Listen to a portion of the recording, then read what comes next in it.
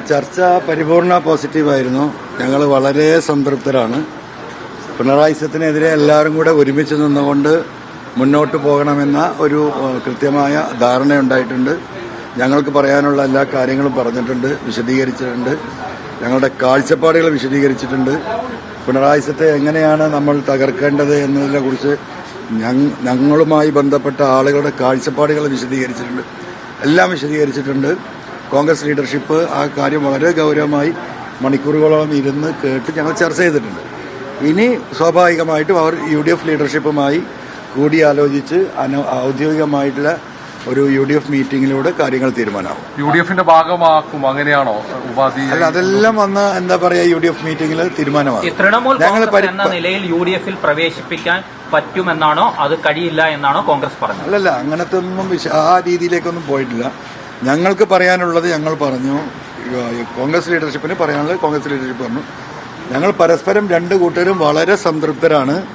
നിങ്ങൾ വിചാരിക്കുന്നത് പോലെയുള്ള ഒരു ബോംബ് എവിടെയും പൊട്ടാൻ പോകുന്നില്ല. അവിടെ ഉണ്ടാകാൻ പോകുന്ന ബോംബ് എന്ന് പറഞ്ഞാൽ ആന്റി പിണറായി സത്തിനെതിരാണ്. അത് വളരെ കൃത്യമായിരിക്കും. വലിയ ഭൂരിപക്ഷത്തിന് കോൺഗ്രസ് UDF നിർത്തുന്ന സ്ഥാനാർത്ഥി അവിടെ നിലമ്പൂർ കണ്ടിട്ടില്ലാത്ത ഭൂരിപക്ഷത്തിന് ജയിക്കും. അതെല്ലാം വന്ന് അന്ന് UDF തീരുമാനിക്കുന്നു.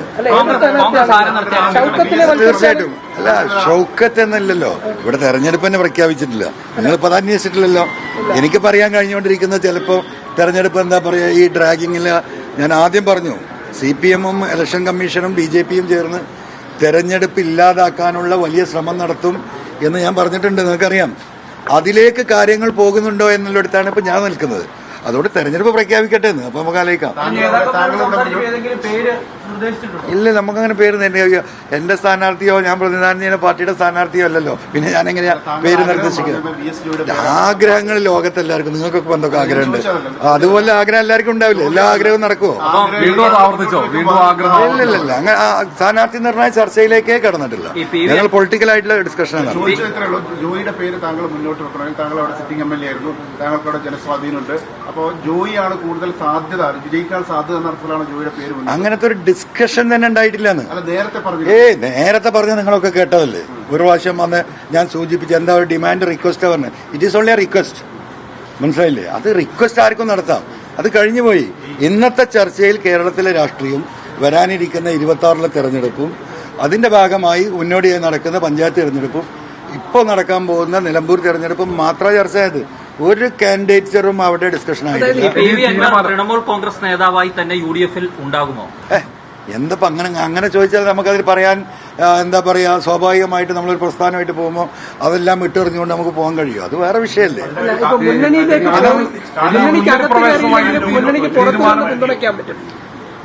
നമ്മൾ പറയാനുള്ള രാഷ്ട്രീയം പറഞ്ഞു, ലീഡേഴ്സ് അത് കേട്ടു. ഞങ്ങൾ പൂർണ്ണ സംതൃപ്തര. ഞാൻ എന്റെ 4 സ്റ്റേറ്റ് കോർഡിനേറ്റേഴ്സ് എന്റെ കൂടെ ഉണ്ടല്ലോ, 3 പേരുണ്ട്. ഈ പറയുന്ന ഇതുവരെ ഡെമോക്രാറ്റിക് കേരള കോൺഗ്രസ് ആയിരുന്ന സജി മഞ്ഞക്കടവൻ, UDFന്റെ കോട്ടയം ജില്ലാ ചെയർമാനായിരുന്നു അദ്ദേഹം. ഇത് ഈ പറയുന്ന അഡ്വക്കേറ്റ് മനോജ് കുമാർ, അദ്ദേഹം ബാലകൃഷ്ണപിള്ളയുടെ കൂടെ PSI ഉണ്ടായിരുന്ന കേരള കോൺഗ്രസിന്റെ സ്റ്റേറ്റ് സെക്രട്ടറി ആയിരുന്നു.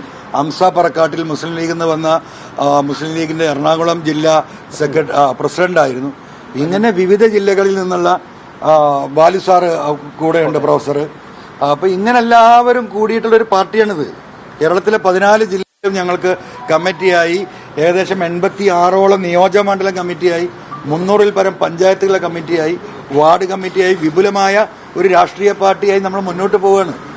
ആ ഒരു പൊളിറ്റിക്കൽ പാർട്ടിയുടെ ബാക്കിംഗ് എങ്ങനെ പിണറായി സത്തെ തകർക്കാൻ കഴിയുമെന്ന് രാഷ്ട്രീയമാണ് ഡിസ്കസ് ചെയ്തത്. ഇനി അവർ ആലോചിക്കട്ടെ, തീരുമാനിക്കട്ടെ. നാഷണൽ കമ്മിറ്റി അറിയിച്ചിരുന്നോ അങ്ങനെ ആഗ്രഹമുള്ളത്? അല്ല, നാഷണൽ കമ്മിറ്റി നമ്മുടെ ഡിസ്കഷനിലുണ്ട്. എന്ത് എതിർപ്പ്? അവരുടെ പ്രശ്നം എന്താണ്? ഈ കോൺഗ്രസിനെ രൂപം കൊണ്ട് കമ്മ്യൂണിസ്റ്റ് പാർട്ടിയെ എതിർക്കാനാണ്. കമ്മ്യൂണിസ്റ്റ് പാർട്ടിയെയും CPM-നെയും എതിർക്കുന്ന എല്ലാ രാഷ്ട്രീയത്തിനും അവരുടെ പിന്തുണയുണ്ട്. അത് തർക്ക കാര്യത്തിലില്ല.